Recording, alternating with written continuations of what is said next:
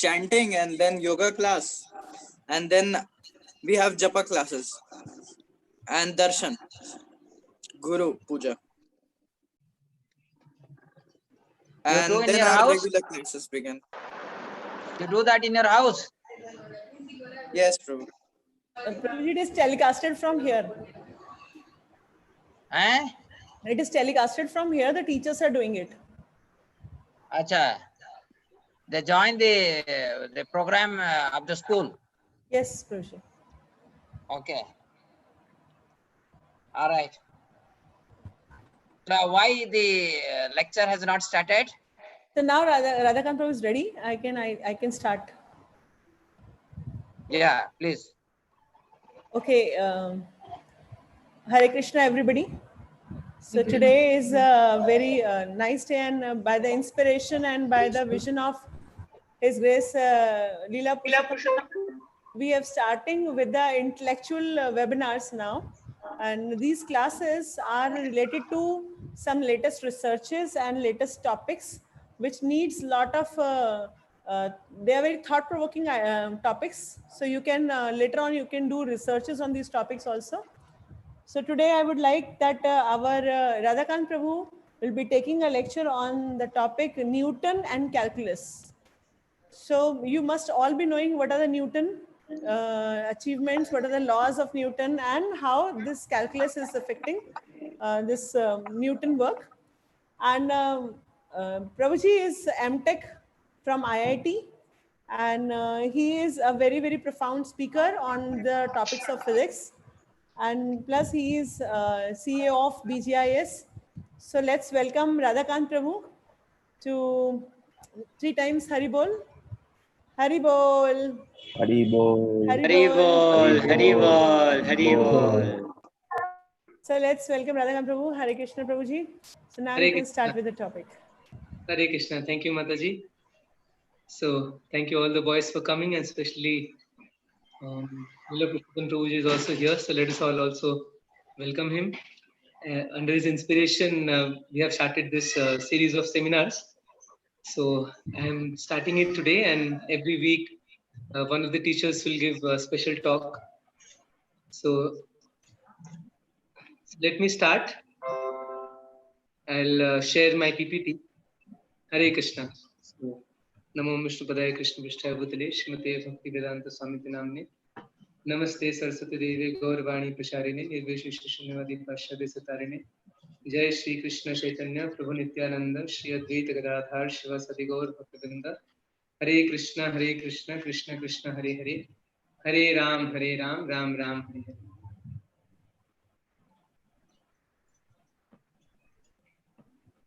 So although the topic is calculus and Newton, but I'll not go very deep into science and maths. Don't worry, even those who are not from science background.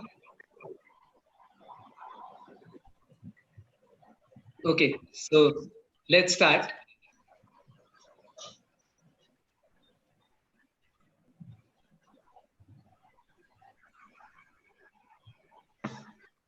There's some problem. Yeah.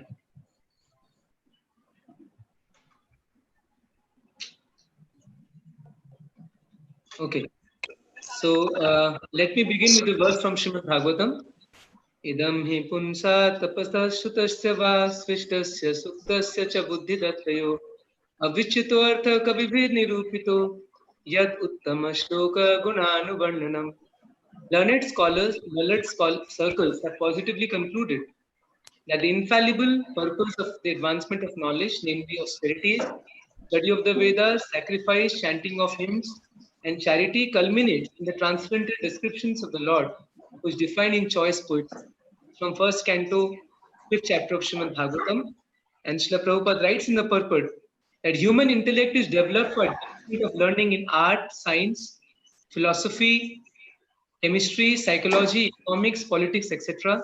By culture of such knowledge, the human society can attain perfection of life. The perfection of life culminates in the realization of the Supreme Being, Vishnu. So, what we are doing in this series of seminars is that we are taking up various interesting topics in various subjects like physics, mathematics, philosophy, economics, etc. And going deep into that subject, ultimately we want to glorify Krishna and appreciate Krishna. Okay, so what is calculus?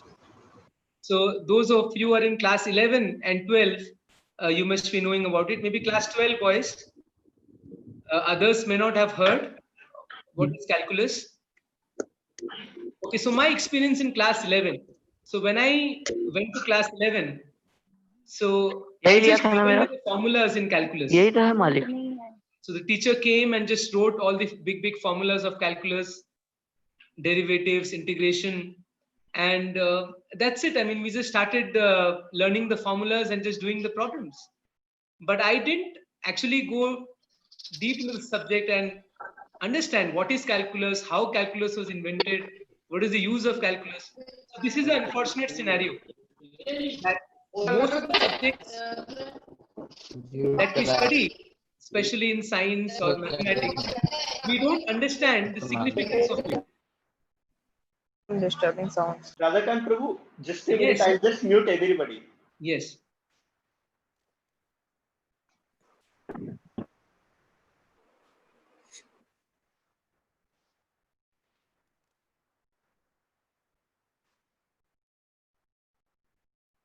You are requested to unmute Prabhu. Yeah. Okay. So when I was in class 11, so I just started cramming up the formulas of calculus and started doing the problems, but never ever understood that what is calculus, how that was developed in the history of humanity, what is the application of calculus. So this is unfortunately the case with most of the subjects, that we don't even understand why that was developed, what is the practical use of it. So here, at least students of BGIS, whenever we study a new subject, at least we should try and understand that what is the significance of this topic, how it is used practically in the world, what is the history behind it. So today we'll discuss about this, that what is calculus, how it was invented, and things like that. So what is the meaning of calculus? It comes from a Latin word which means small pebbles. You know, in earlier days we had this abacus and instruments to count numbers using pebbles. So that's how the word calculus comes. It means basically calculation only. So it's a special branch of mathematics, just like mathematics has algebra, geometry, trigonometry, probability, etc. So calculus is similarly a special branch of maths. And it studies things which keep changing. You know, in this world, everything keeps changing. So especially calculus is the maths of understanding or maths of things that keeps changing in this world. Applications, well, it has a wide range of applications. You talk about physics. Calculus is the heart of physics in one sense. In any topic in physics, you talk about thermodynamics, mechanics, fluids, electricity. Everywhere you will come across calculus. Architecture, also we use calculus. In engineering, in various electrical, mechanical, different engineering, we also use calculus. Economics, even in economics, you may be thinking, especially the commerce boys, that calculus is all about physics and engineering. No, even in economics, we use calculus very widely. We use for cost and revenue calculations, analyzing demand curves, supply curves, maximizing profit. So many applications of calculus in economics. In medical science also, rate of growth of bacteria, whenever they invent a medicine, you have to study that how that medicine is has an impact on the rate of growth of bacteria. Like right now, all the scientists are working on inventing vaccine for COVID. So there in that also calculus is used, because whenever you study change, rate of change, at what rate is the bacteria growing or the bacteria declining, we need calculus. Animation, even in animation, we have 3D animations. There also calculus is used. In statistics, in weather forecast, in all various fields, calculus is widely used. Even in chemistry, rate of reactions and so many other fields. So basically nothing is left out. You talk about applications of calculus, in each and every subject, calculus is used. Starting from medical science, engineering, chemistry, almost everywhere. So this is how important is calculus. And this is the vital role that calculus plays in the entire academic world, we can say. So that is why it's very important to go a little bit into history of calculus. So how it actually began. So it is said that even Greek mathematicians way back in 200 BCs, I'm sure all of you must have heard of Archimedes, right? Famous Archimedes principle. So he was using calculus, especially integral calculus, to find out areas and volumes. In India also, we know that in India, there were many great mathematicians like Bhaskaracharya and so many others. So Madhva of Sangamagrama in Kerala, he also used calculus in 14th century. I'm sure even before that, Indians must have used, but this is what is recorded currently.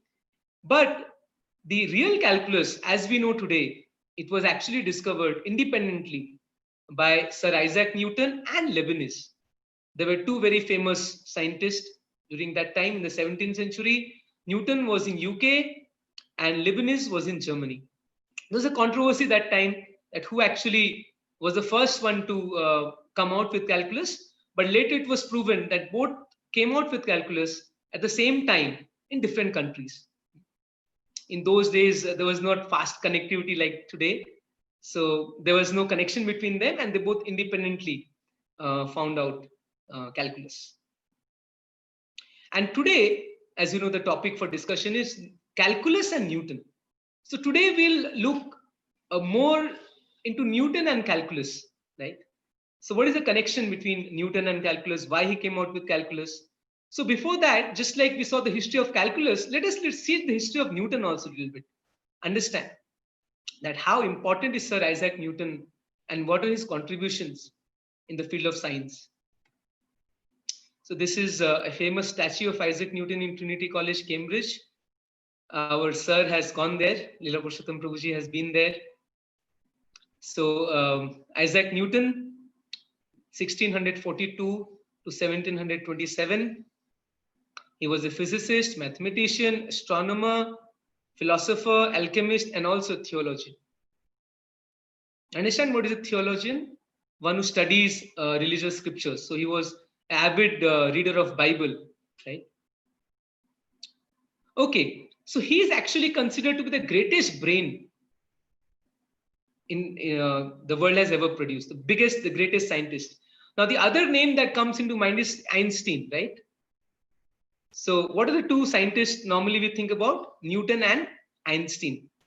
These are the greatest physicists that the world has ever seen. Einstein has proposed so many fancy theories and deep theories. Even till today, many of his theories are difficult to understand, like theory of relativity, special relativity, general relativity, and so many other things that Einstein proposed. So yes, of course, he is one of the biggest brains. But once there was an interesting survey that who is greater, Newton or Einstein? And we're happy to know that Newton won that survey by a big margin. So it was done in 2005, and around 62% people, including scientists, they voted Newton as the greatest scientist the world has ever seen. Why? Because the contributions of Newton, even now in so many fields we're using it. That was the beginning of modern science, in one sense you can say, after Newton. The whole industrial revolution, everything started after Newton. So his contribution to science is phenomenal. So let's look at Sir Isaac Newton. Now, very interestingly, in 1666, when Sir Isaac Newton was in Cambridge, that was closed down for 1 year. Just like now the school is closed because of COVID and we're having online classes. Those days there was no online classes, so it was vacation. So Sir Isaac Newton went home for vacation in the year 1666, and that was the miracle year for Newton. So this is something amazing that often we tell that the biggest achievements are they come out of the greatest challenging times.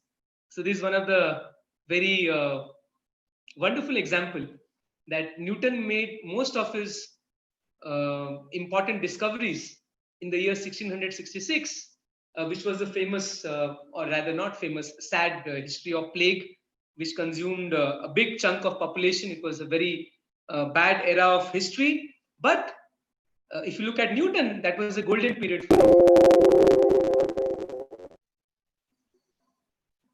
That was the golden period for Newton. Haribol.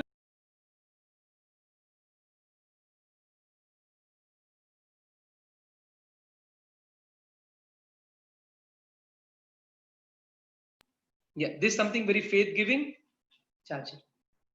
That the best has come out in the worst time in 1666. That is the year when Newton came out with law of gravitation, calculus, optics, and many important discoveries of his.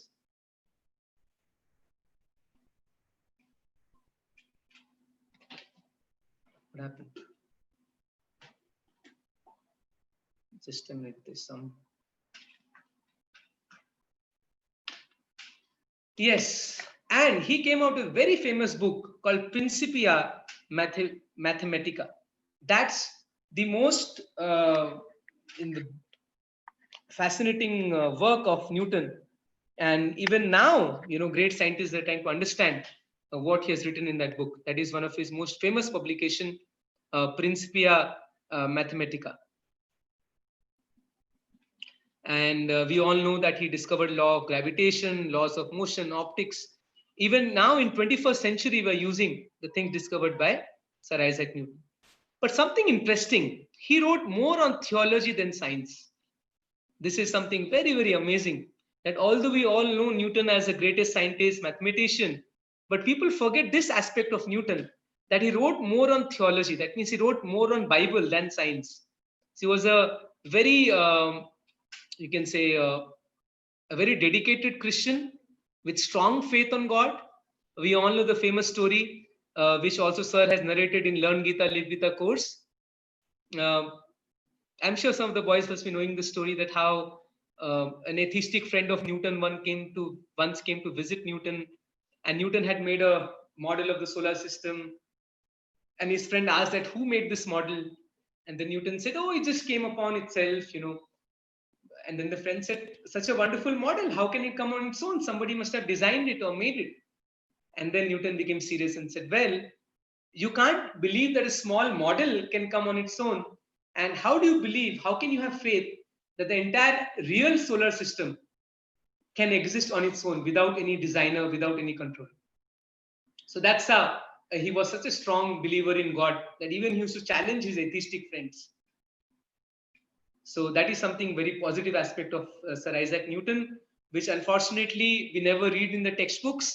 We read the laws of Newton, we read calculus, but we never read that Newton was such a strong believer in God. And more interestingly, he was a celibate monk throughout his life. That means a strict brahmachari throughout his entire life. So this is a very fascinating aspect of Newton's life, which is not emphasized so much. People don't know about it, but at least you students, we the students and teachers of Gurukul, should know this important fact about Sir Isaac Newton. Contributions by Newton. Well, of course, I already mentioned a few, but let's look at that. 3 laws of motion, so important. Even now, all the mechanics that we see, the motion of cars, the motion of rockets, aircrafts, everything is based upon 3 laws of motion proposed by Newton. When? Way back in the 17th century. So even after 400 years, still we are using the laws of motion proposed by Sir Isaac Newton. Law of gravitation is also used. Of course, when Einstein came up with his laws, so it was proven that his laws are more accurate, but still, for general purpose, Newton's laws of gravitation still hold true. And even for launching of satellites, etc., still law of gravitation of Newton is used. Calculus, the topic for today, that's one of the most amazing contributions by Newton. Optics, you know what is optics? Study of light. So before Newton, people had very strange ideas about light. They didn't know, they thought that maybe eye produces light, or light was considered something very mystical. Of course, light is still mystical, but Newton went into the depth of light. He found out the laws of refraction, and he studied lenses, and also he proved that how light is made of various spectrum. So he was the first one who took a prism and actually shows that how white light is made of so many different colors. So that's his contribution in optics. Fluid mechanics, how the fluids flow, thermodynamics also, Newton's law of cooling and many things. So you can see that in all the fields of science and technology, Newton has a very important contribution. And this is the, the descendant of the apple tree. We all know the famous story of apple. And actually it's a fact. Newton himself told this story that as he was moving around and he saw apple falling from the tree, so it struck his mind that the same force that is causing the apple to fall must be the same force that is causing the planets to move. So this is what we call as the the point of revelation or the inspiration from within. So that was a point of inspiration. So most of the important discoveries and inventions, you will see that there's suddenly a flash from inside. That was the moment of flash for Newton, which we call eureka. That was the moment when he flashed his mind. So we all know that inspiration actually comes from super soul, like Krishna says, "Sarvasya chaham vidhi sannivishto mata smriti jnanam apohanam cha." So this inspiration actually comes from Krishna, and Newton got this sudden inspiration when he saw apple falling from a tree, and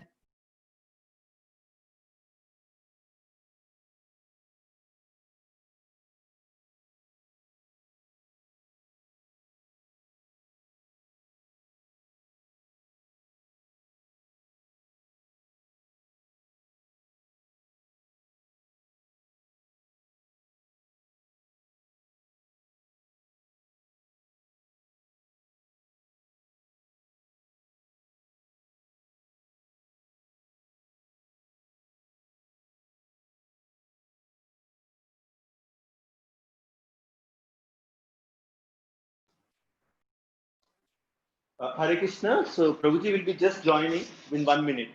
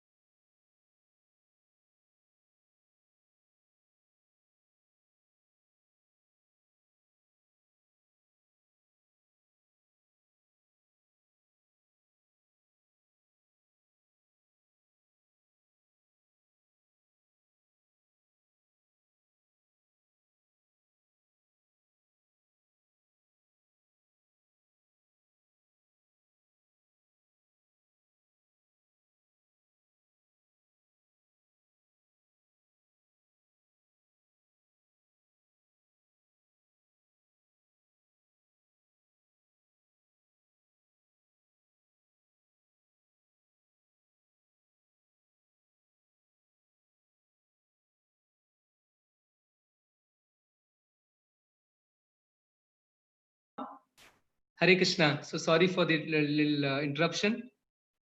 Okay, so let's continue.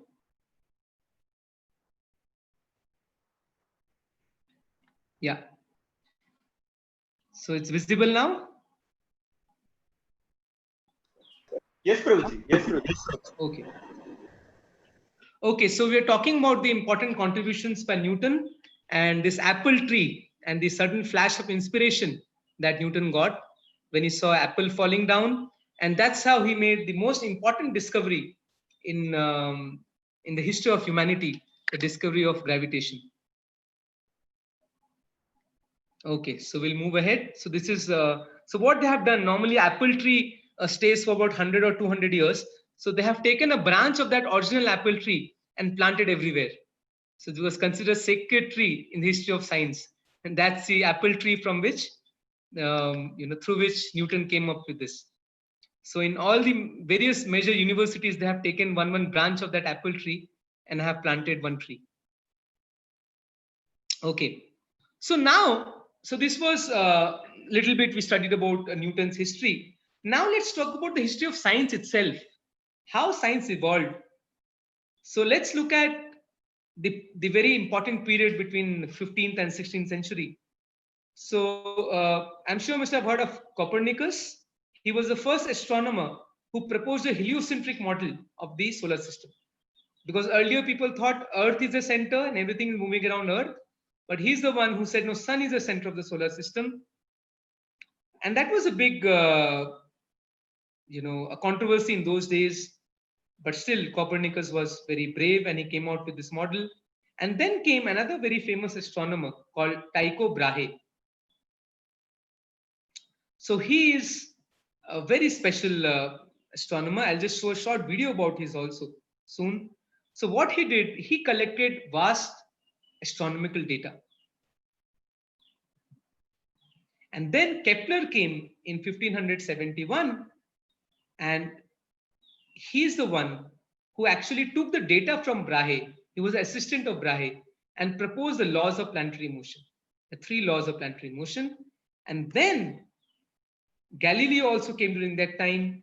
He discovered the first telescope and he proposed many important concepts, a concept of velocity, acceleration, etc. And Newton unified the work of all of them, Copernicus, Brahe, Kepler, Galileo, and then produced one unified scientific theory. And he proposed his 3 laws of motion and laws of gravitation. The story, as I said, apple to planet. So he realized that the same force that is acting on an apple, the same force that is acting on the planets. So let's watch 1 or 2 very short videos. First about Brahe.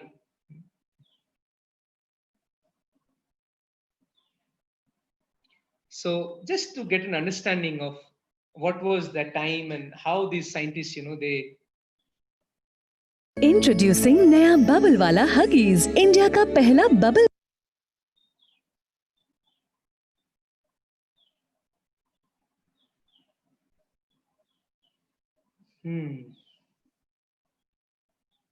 Ruchi, you have to change the screen, sharing screen.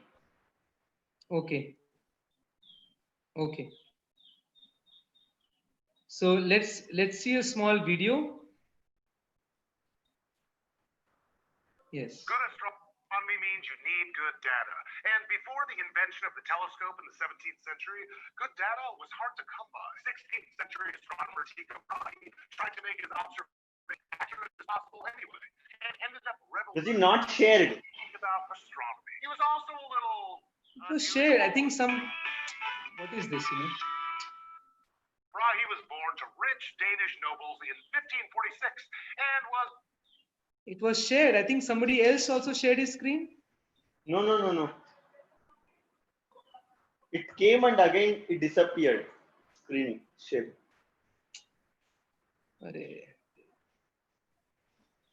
Wait. Okay. So this is a very interesting video about Brahe.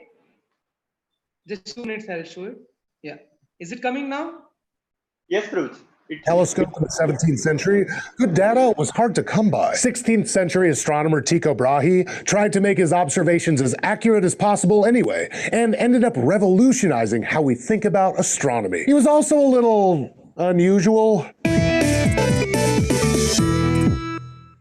Brahe was born to rich Danish nobles in 1546 and was kidnapped by his paternal uncle when he was around 2. His parents just let the man keep him. When he was a teenager, he went to study law at the University of Copenhagen, but after seeing a solar eclipse in 1560, he decided to become.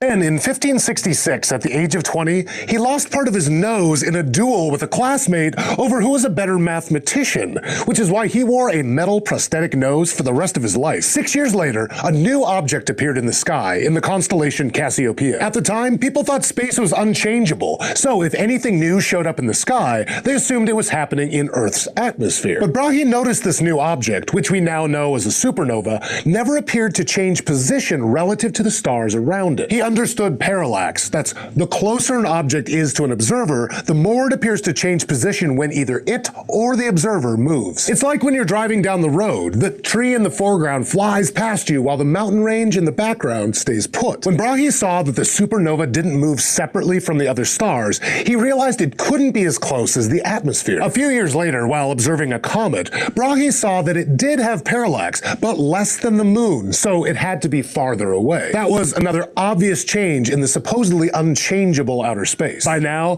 Brahe had been hired by King Frederick II of Denmark, who gave him an entire island to do his science. There, Brahe built an observatory called Uraniborg and filled it with fancy equipment. He improved upon simple instruments like quadrants and sextants for measuring angles and armillary spheres for modeling the sky by building giant, elaborate versions of them and recalibrating them a lot. It also helped that he collected data constantly, studying the sky not just every once in a while, but almost every single night. He ended up cataloging more than 1,000 new stars, and his meticulous observations showed that they didn't seem to move at all relative to one another. This meant either the stars were so far away that the parallax was too slight to see, or there was no parallax at all because Earth didn't move. He thought it would make a lot more sense if Earth was sitting still, so he formed his own model of the solar system, a sort of intermediate step between Ptolemy's.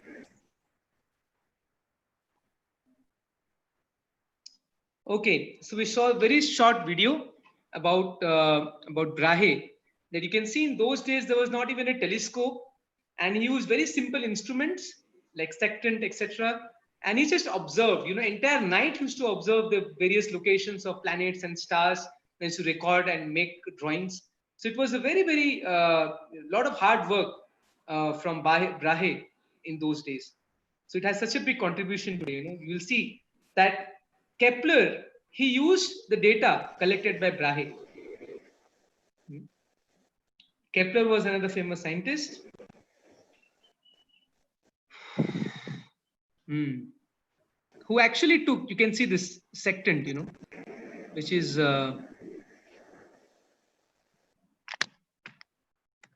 yes. And Kepler, he took the data from Brahe and came out with 3 laws of planetary motion. So what are the 3 laws? In class 11 and 12 you will study, but just to give you a little some overview, it's not so tough. Firstly, the planets move around the sun in ellipse. Ellipse, not circle, but little flattened circle. So you can see here the sun and the planet is moving around it. Second law is that the planet covers equal area in equal time. So let's look at 6 months, let's say, of some planet, let's say Mars. So in 6 months, whatever area it is covering here, the same area that is covering in some other location. Because planets, they come closer to sun sometimes and go farther away from the sun sometimes. So when they are closer to the sun, the velocity is more. So this arc is more, but this distance is less. But when they're away from the sun, the distance from the sun and the planet is more, and this distance is less. That means the speed goes slow. So this is a very important observation that Kepler made based on the data collected by Brahe. See, all these 3 laws has come out from the data collected by Brahe. And a third law, that is T square is proportional to AQ. T is the time period and A is the semi-major axis of the eclipse, of the ellipse. So this is what Kepler came out with, 3 laws of planetary motion. And this was such an important step in the history of science. And then what happened? Using these Kepler's law and also Galileo. So let us look at a small 3-minute video about Galileo and Newton.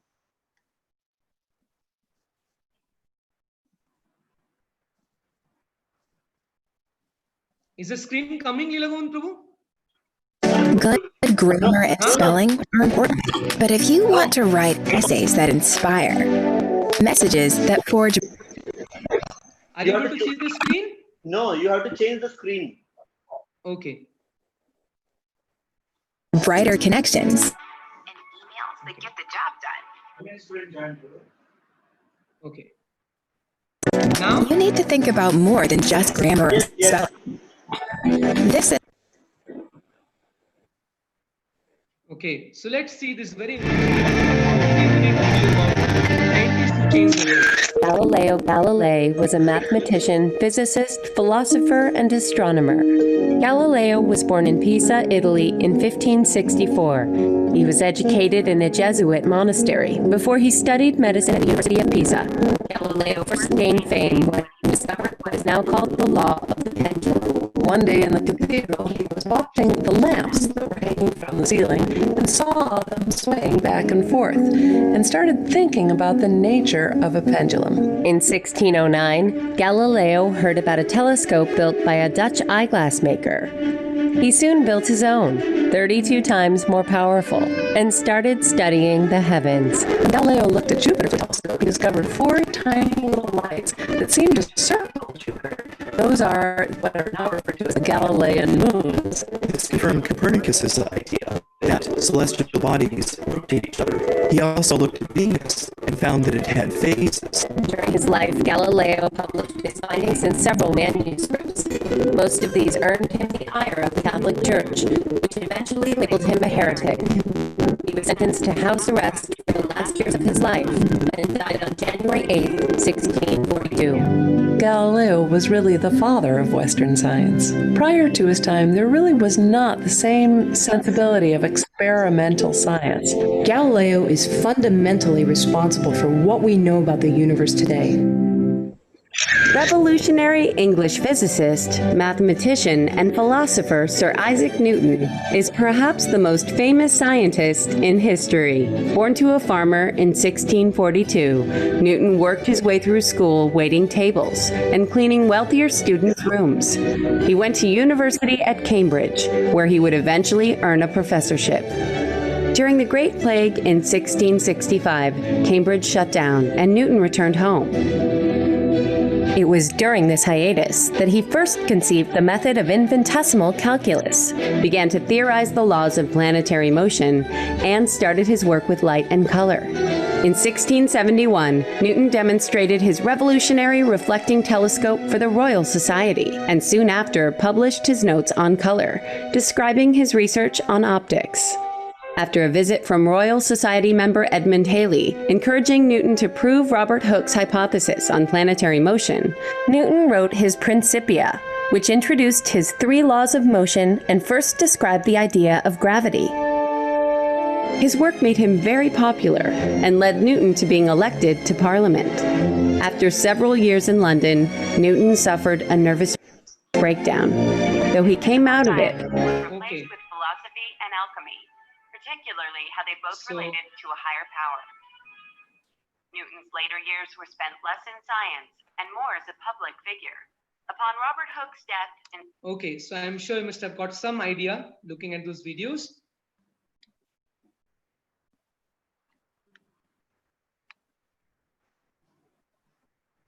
Hare Krishna, am I audible? Yes, Prabhuji. Yes. Okay. Okay, so now let's go back to our PPT. So I'm sure you like the short videos. So this is the 3 Kepler's laws of planetary motion. Now this is the last 15 minutes of my presentation. So till now it was all storytelling and videos. And now 10-15 minutes I'll just talk a little bit more about physics and maths. So you see the 3 laws. Now using these 3 laws and some of the background ideas, now from here Newton actually proposed a law of gravitation, very interestingly. So what he saw is that what we can see from the 3 laws of planetary motion, that the velocity of planet is changing throughout its journey, right? Both the direction and magnitude. So I'm sure the boys of even 11th, you know that velocity is direction and magnitude. So as this planet is moving around the sun, the direction is changing, we all know. But normally we think maybe the magnitude is the same. But here, what Kepler proved, that even the magnitude is changing. So what is observed here is that every point in his journey, the speed of the motion and the direction of the motion, both are changing. And you all know that according to Newton's second law and first law, object changes its state only if there's a force acting on it, right? And that force is directly proportional to the acceleration. So this actually led Newton to come out with the law of gravitation. So one can also mathematically prove it, that how based on these 3 Kepler's laws and the laws of motion, Finally, Newton came out with his famous law of gravitation.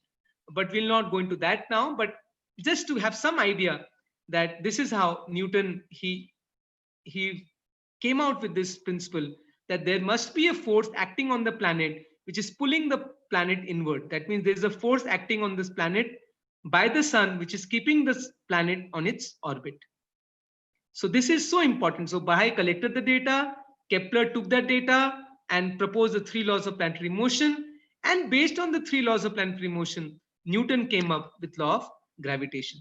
So in order to study this changing motion, because our topic today is calculus.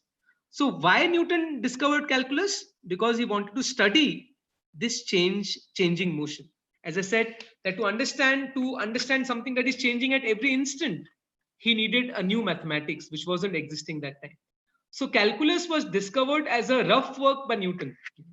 Like his main objective was to study the planets, to study gravitation, to study motion.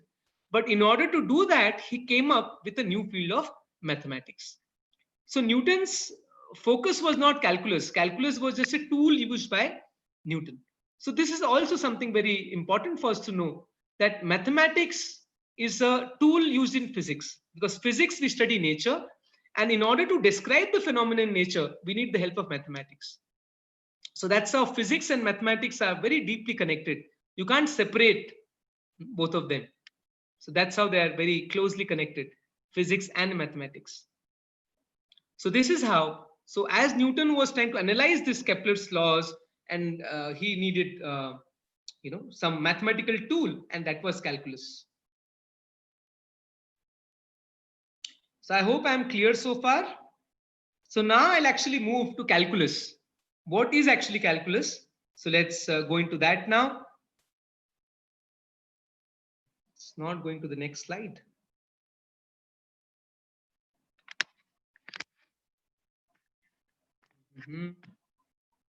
Just give me a moment. Yes. Okay. So here we are. So let's take an overview of what is calculus. So there are 2 main branches of calculus we can say, or differential calculus and integral calculus. That is differentiation and integration. What is differential calculus? So there we study the rate at which quantities change. Like we saw, the velocity of the planet was continuously changing. So how is that changing? What is the rate of change? That is defined in differential calculus. And second is integral calculus, where we actually integrate. It's the opposite of differentiation. I'll just explain by the help of 2 graphs. So look at the graph here. So this is a function, and this is the x-axis, and this is the function, the blue thing. So you can see at different points, the fx, the value of the function is changing. Right now it's like 1, it's closing close to 2. But you see at every point, this red line that you see is a tangent, that is the slope. So that's the slope at every point of the graph. That slope is called the derivative. That slope gives a rate of change. So you all know this graph is changing, right? The point A is changing all the time. But what is the rate of change at every instant? That is given by the derivative at that point. It's called f dash. That's the terminology used by Newton back in 400 years back, and we still use the same symbol, use f dash or f dot. That's the terminology for derivative. And what's integration? Just like you have this graph, let's say, and you want to find the area below this curve. So how do you do it? You break it into small parts. So you got these rectangles. So you find out the area of each of these rectangles and you add it up.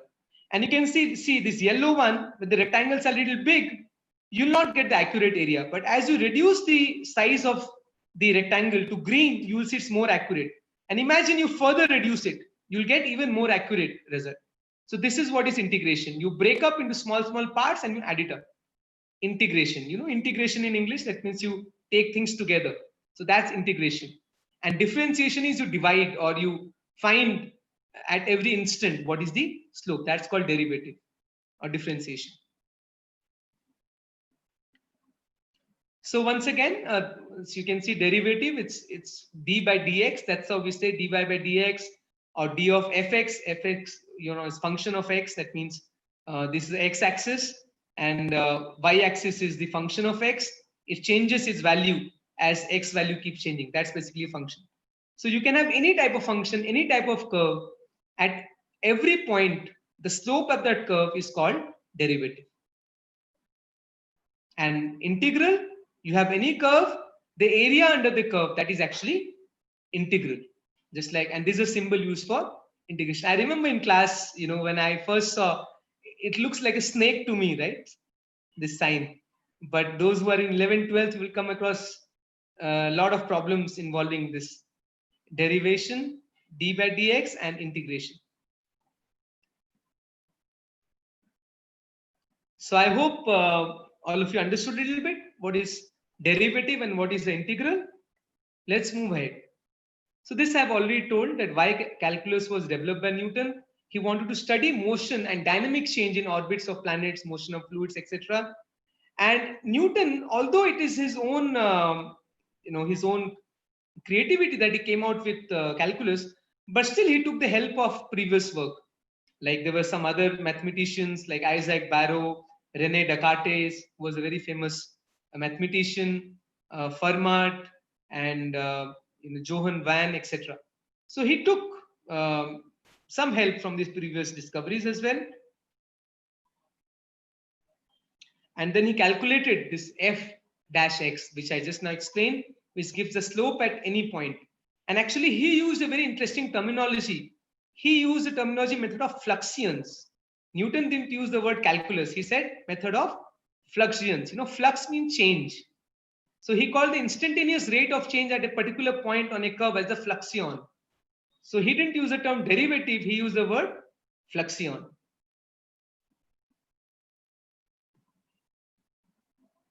This we have already seen, that how a derivative is the rate of change at every point.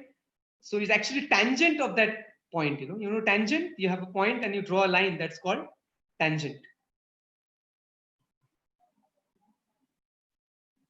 Okay, so now what I'll do is I'll take a practical example. So let me let me go to whiteboard and practically show you.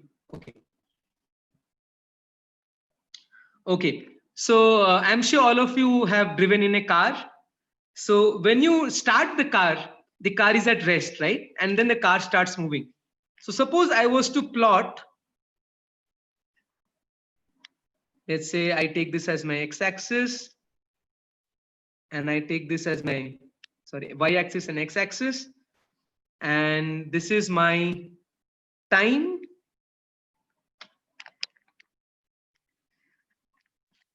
And this is my distance, s. So at t equal to 0, when you start, what is the value of distance?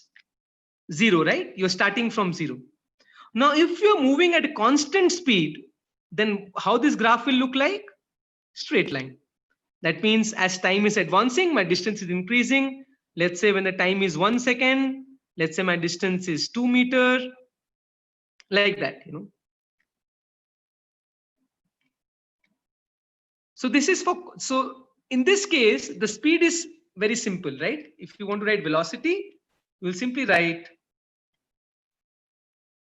velocity is equal to speed of the distance covered by time. So you will get the speed. Very simple. Why? Because the speed is not changing. But look at another case, which is more practical, which we normally see. Because the speed is not the same, we have acceleration, accelerator, right? So somebody is more advanced, he's drawing before me, good. So normally when you drive a car, the speed is not fixed. You all have seen a speedometer. First car starts, the speed is 0, then 10 km/h, 20, 30. And if you're driving in the Yamuna Expressway, you can go up to 150 km/h. The speed is changing, right? Speed is not the same. So how the graph will look like in that case? If I want to draw a graph of distance versus time, the graph will not be a straight line. Rather, the graph will be something like a curve, like this. So this is my distance and this is my time. So if this is the graph, So how do I find out what is the speed? Because the speed is changing. So here comes the importance of what? Here comes the importance of, let's say I am looking at, I want others not to please write anything here. Okay. Okay, somebody has also. Okay. So this is my graph. Okay. So let me look at this point here. Here. So at this instant, or let's say here, now what is my speed at this point? How do we find out? That is where calculus is needed. This speed will be given by the slope here.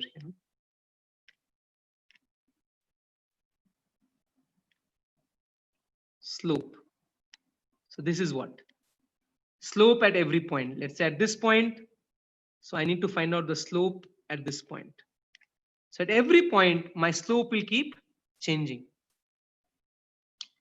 So how do I find out this slope? That is what is known by derivative.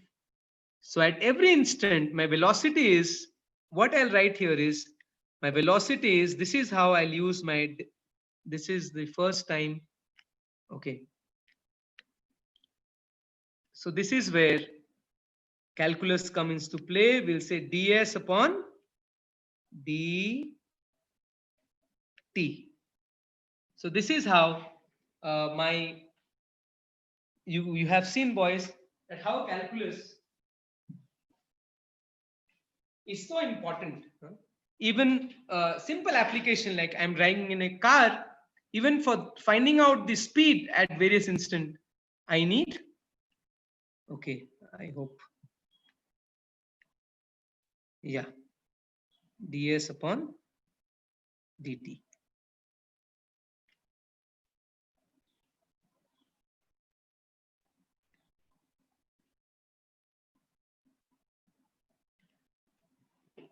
So this is what will give me velocity at every instant. Okay. So let me see. Let's say that let me rub something like here. Let's say the function is s is equal to 0.5 t square. So let's say this is the formula of the graph. So then by using differentiation, very easily one can calculate. There is a straight formula where we can find, this you write as d by dt of 0.5 t square. And this is a straightforward formula using which I can find out my velocity as 2 into 0.5 into t,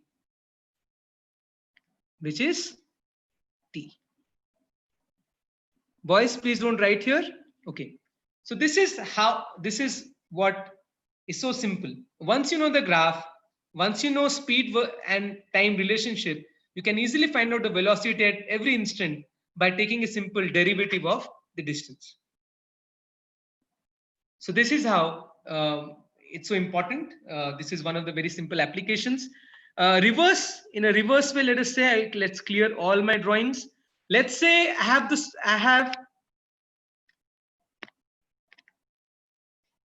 I already know, I know velocity and time. I already have a graph of this. Let's say my velocity versus time graph looks again, some random graph. Let us say this is my graph. This velocity is increasing, and the rate of, so what is my acceleration at every point? So acceleration is given by the derivative of velocity. So if I know my velocity graph, they can find out acceleration. And what is speed? Sorry, the distance, that is integration of velocity. You all know when something moves at a constant speed, how do you find out the distance? We say distance is speed into time, right? Suppose I am moving at speed of 10 meters per second. I move for 2 seconds. What is my distance covered? 10 into 2, 20 meters. But how do we calculate the distance when the velocity is changing? My velocity is changing at time, right? So therefore, we need to use integration. That's how we need to use integration to actually find out my distance covered.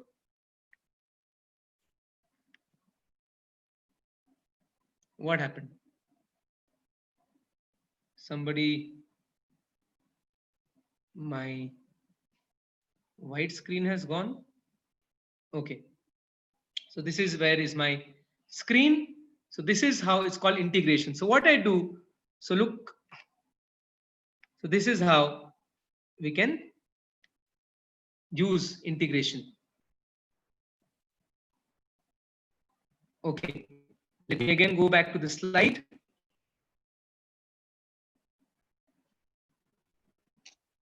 Somebody is disturbing there, I guess.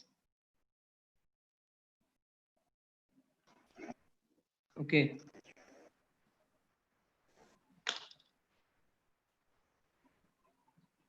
So this is what we saw.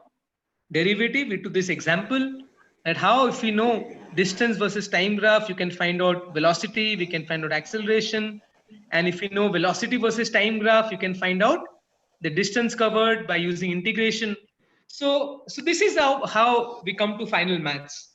So before coming to these formulas, what we studied the entire history. So it makes the subject very fascinating that the symbols that we see ds by dt or integration, this is not something which is coming from somewhere, this is all come, there's a big history behind it, why this has come up, why Newton came out with this derivative integration. So that increases the appreciation for the subject. So it's very important to understand the history behind physics and maths. That makes the subject more fascinating. So already it's 1-5. I will not go more deep into it. Of course, class 11-12 students, you will study derivation, integration in detail. But my objective today was to give some idea of what is integration, what is derivation, how calculus actually was evolved, the history behind it. So I'll just conclude by one statement from Newton, which is something very, very inspiring. So Newton says, I do not know what I may appear to the world, but to myself, I seem to have been only like a boy playing on the seashore and diverting myself in now and then finding a smoother pebble or a prettier shell than ordinary, whilst the great ocean of truth lay all undiscovered before me.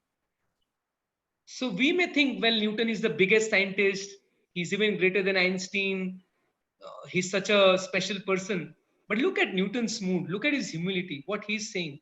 He's saying that whatever knowledge I have gained is just like a pebble, small pebble, or a small shell in a seashore. How many pebbles are there in seashore? How many shells are there? Shells, shankha, small shankhas. They're infinite, right? Not infinite, actually, uncountable. So a huge number of shells or huge number of particles are there. So Newton is saying that whatever he has discovered is simply a small shell or a small pebble on a seashore, while the great ocean of truth lay undiscovered. So that is his humility. Although Newton discovered so many important phenomena, he discovered calculus, he discovered gravitation, law of motion, etc. But he's saying that whatever I have discovered is like a small pebble. And another statement that he makes in Principia is that this most beautiful system of the sun, planets, and comets could only proceed from the counsel and dominion of an intelligent being. This being governs all things, not as the soul of the world, but as Lord over all. And on account of his dominion, he is wont to be called Lord God or universal ruler. The supreme God is a being eternal, infinite, absolutely perfect. So this is what Sir Isaac Newton is saying. This is not a statement made by a sentimentalist or a person who is not educated or a priest. This is a statement made by Sir Isaac Newton, the greatest scientist that humanity has ever seen. We just now saw a list of his amazing contributions to the field of science and maths. And this is what Sir Isaac Newton is saying, that this beautiful system of suns, planets, comets could only proceed from an intelligent being. So he's calling God as a person. He's saying intelligent being. He's not saying power. He's saying, no, God is a person. He's an intelligent person. And this person governs the entire world. And he's the universal ruler. He is the Lord. He is the God. He is eternal, infinite, and absolutely perfect. So this is the most amazing thing by Newton, that although he was such a great scientist, but he was so humble and he was such a strong believer in God. So this was my small presentation today. I thank you very much. I invite any questions. Thank you for patient hearing. Hare Krishna.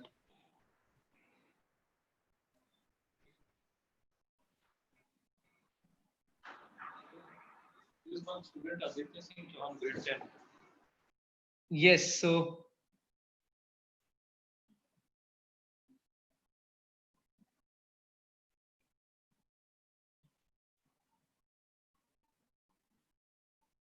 I invite questions from the students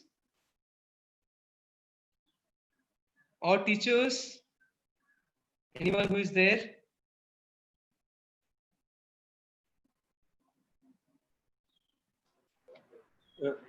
Sir, we are asking to unmute, sir. Should I unmute everybody? Sir is there, right? Yes. Okay, yeah. Please unmute.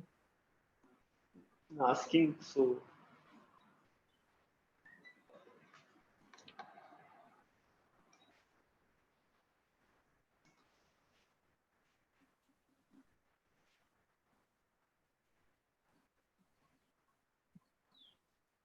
There is a question here. Yes. Okay, in the chat box? Yes, Broji. Vandit Agarwal is asking, what is Kepler's laws? I just showed the entire slide on Kepler's laws. Kepler's laws of planetary motion. 3 laws, which talks about how the planets are moving around the sun in elliptical orbit. In equal time, the planet sweeps equal area, and T square is proportional to AQ. So these are the 3 laws of Kepler.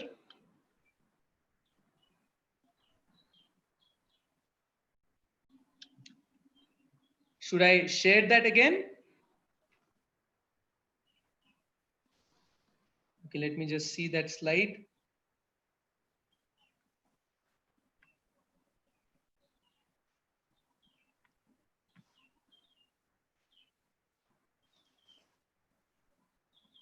Yeah. These are the 3. Well,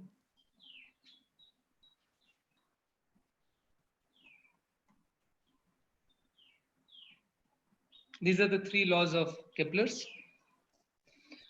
First is that ellipsis, the orbits are ellipses. Second is that equal area in equal time. And third is T square is proportional to AQ. Okay?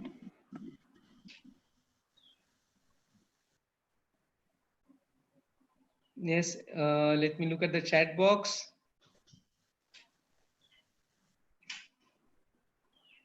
There are certain questions. How did the belief came that all planets are moving around the Earth?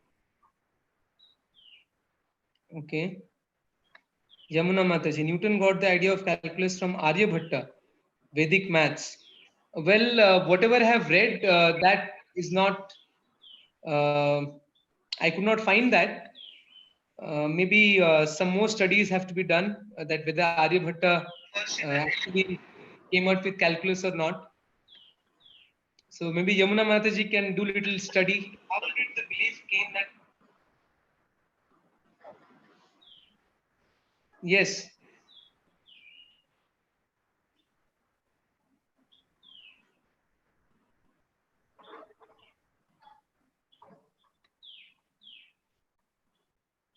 Yes, Priyanshu is asking a question that how did the belief came that all planets are moving around Earth, though it was proven wrong later?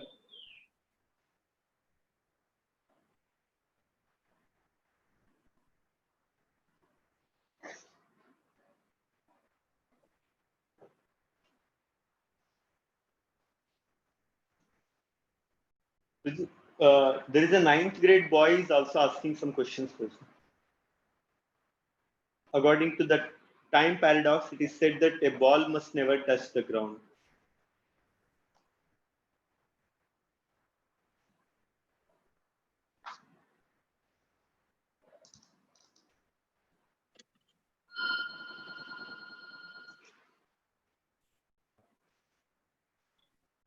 Okay. So there's a question by Priyanshu also, that how did the belief came that all planets are moving around the Earth, though it was proven wrong later. So actually, it's not wrong even if you take Earth as the center. It's just that the model will change.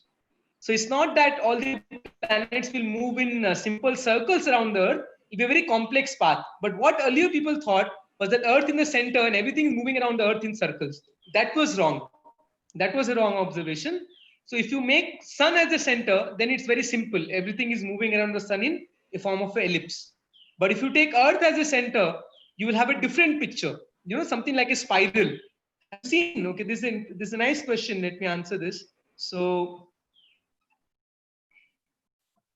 let me clear everything. Okay. So what happened?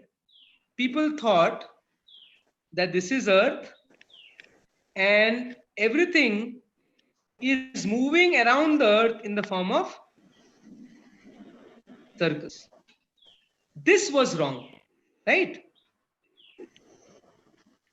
But if actually you want to still keep Earth at the center, no problem, then the diagram will look very complicated. Have you seen sometimes, you know, in astrological charts, it shows something like this. So it looks something like this, a very like spiral. And have you noticed in astrological charts, they have sometimes, you know, this kind of drawing. So actually, if you keep Earth as the center, then the planet's motion will look something like this, a little complex motion, not simple circles. But if you keep Sun as the center, somebody is drawing here. Okay. But if you keep Sun as the center,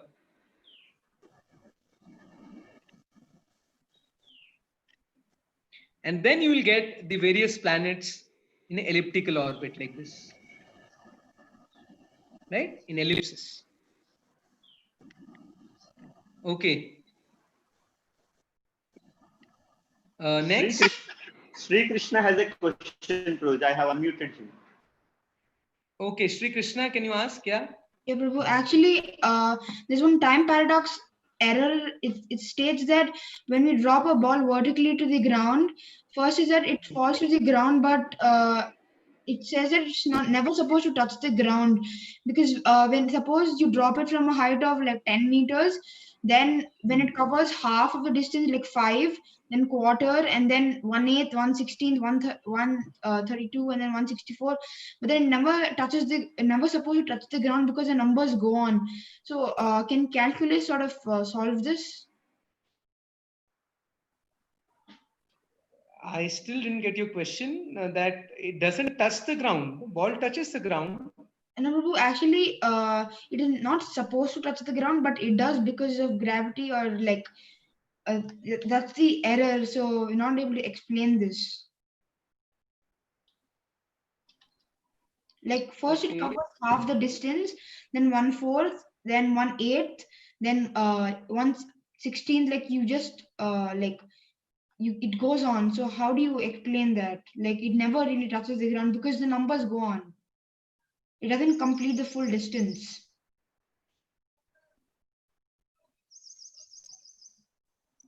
No, I think you are a little confused. It's not like that. When you drop a ball, the ball definitely touches. Maybe you're talking of some other aspect.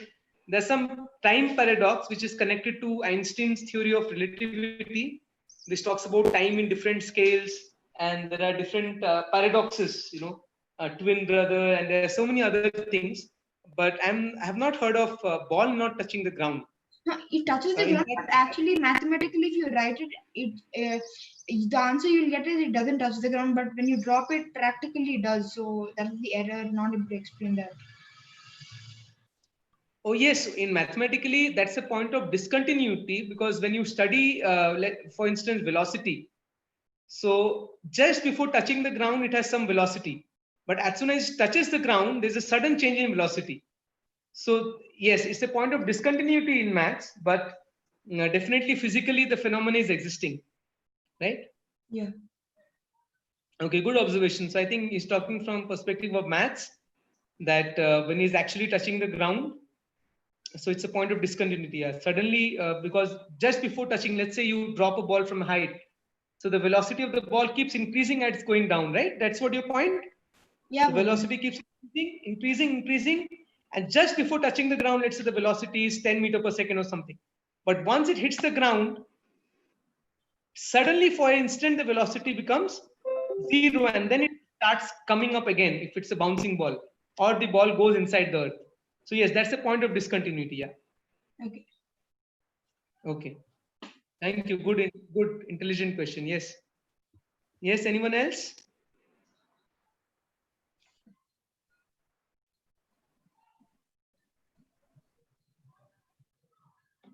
Ayushman, what is this question?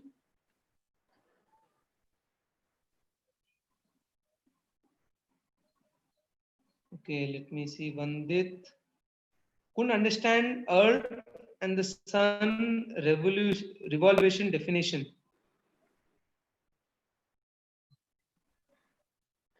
Okay, Yamuna Mataji has sent a link saying that Newton stole calculus from Aryabhat. See, we should not use the word stole. I think that is not proper.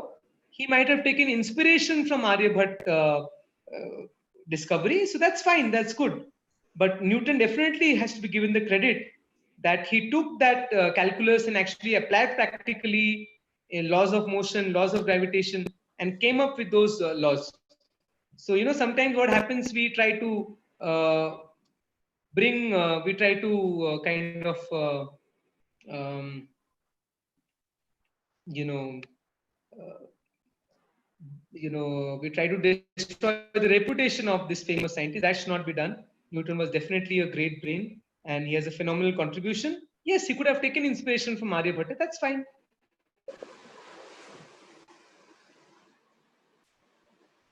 Okay. How do our scriptures describe position of sun and earth? Yes, the scriptures also describe, as I said, in according to relativity, either you say earth is moving around the sun or sun is moving around earth. Both are correct. So when our scriptures say that the sun is moving around, yes. So there's something wrong. According to our Bhagavatam, it's a very deep science. Even I have not understood properly, but according to Bhagavatam, everything is moving around Mount Meru. It's like the axis. Yeah, and Mount all these. Meru, yes. Yes, and sun, everything is moving. And if we calculate according to Rig Veda, the speed of movement of sun, that's equal to the speed of light. So in Rig Veda, there's exact one statement given that how fast is the sun god moving. And if you actually find out, that's the speed of light.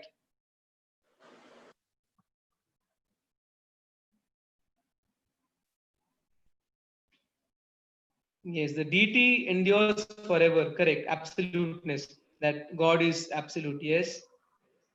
Okay.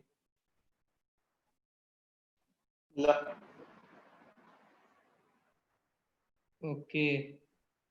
What other questions? 3 laws have already explained. Okay. Anything else, Lila Guntru? Can you see? I think I've covered all the questions. Okay. Yeah. Any other teachers they want to ask any questions? Any students? Anyone? Okay. Radhakant did a fantastic job giving the first talk. I would have liked more connection of calculus with the Newton. I would have liked Radhakant to take the md square x upon dt square equal to f. How this equation, which is so prevalent, that Newton, how he brought this equation. Why he said that motion is not important, change in motion is important. The historical digging was not done. That was the main purpose. Also, I would have liked that using that again, Radhakant should have shown ultimately the escape velocity. What is the importance of escape velocity? How we place small objects like satellites in the orbit. What is different kind of orbits that we have for the Earth, and how we place this thing. So these are things that were missing, and sometime we have to go a little depth. Then talking, this is fine. You spoke history, you spoke stories, but depth was not there. Maybe you thought that this is for students or this. You should not worry about that. Depth should be uncovered. So these are all missing in this talk, and it should be presented in such a way even students can appreciate. One student asked that whether an object can touch another object. This is actually a paradox. Two objects philosophically cannot touch each other because every object occupies a distinct space. So two objects cannot occupy the overlapping space. So in that sense, two objects will never touch each other. So then what is touch? That has to be explained. So there are many things that people should recognize, that these things are not easily understood. People have to meditate, introspect, and will internalize. And as far as Aryabhat and differential calculus is concerned, so simply saying that Newton stole from Aryabhat. Nobody steals anybody's property. Everything is Krishna's. If Newton gave certain idea, it is Krishna who inspired him. Aryabhat got some idea. This is also Krishna and who inspired him. But then we have to establish whether Aryabhat actually had this equation. So historically, one has to dig it. If one doesn't know, then one has to say that I have not looked at it, and I have to go and I have to figure out whether Aryabhat talked about differential calculus or not. So anyhow, it's a very good beginning. But unfortunately, I didn't want Radhakant to be the first speaker, because last time when Gurukul was in the old building, Radhakant started this series and it stopped there, then and there. And again, Radhakant started this time also. I was expecting Lila Govind to start, but didn't happen. I don't know why. So this is just a little kidding here, but I think that we should continue. Previous one, Radhakant started a talk, and then that's the only talk. I hope this doesn't happen this time. And I would also like students, they should, if they can prepare on some fascinating topic for 10 minutes, 15 minutes with a topic, they have to do some research, they have to study, they can take help of teachers, they can also consult me, they can come forward, and then if I approve, they can also give a talk. So this, our school is meant for intellectual deliberation. School is never meant for sentimentalism. And so intellectual deliberation means empirical evidences must be appreciated and must be predicted using the knowledge that we either create or we have. So this is how science progresses, and science brings in rationality. Without rationality, the world will be a very bad place to live in. So let us thank Radhakant for a nice presentation with 3 times Haribol. Everyone can chant Haribol.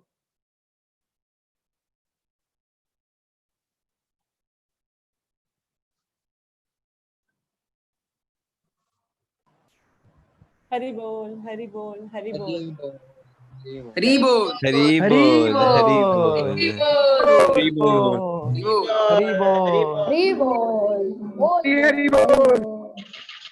Hari bol. Hari bol.